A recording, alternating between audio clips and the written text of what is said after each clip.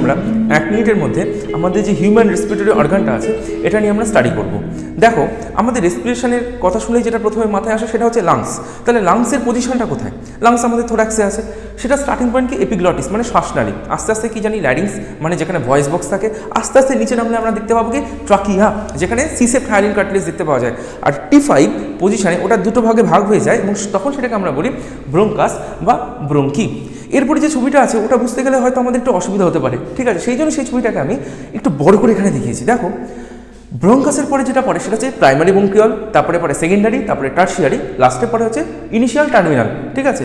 তারপরে আমরা দেখতে পাই কি রেসপিরেটরি ব্রঙ্কিওল।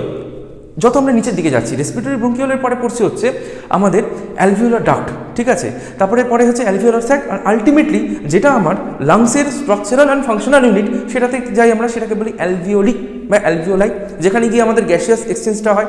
তাহলে এই যে জিনিসটা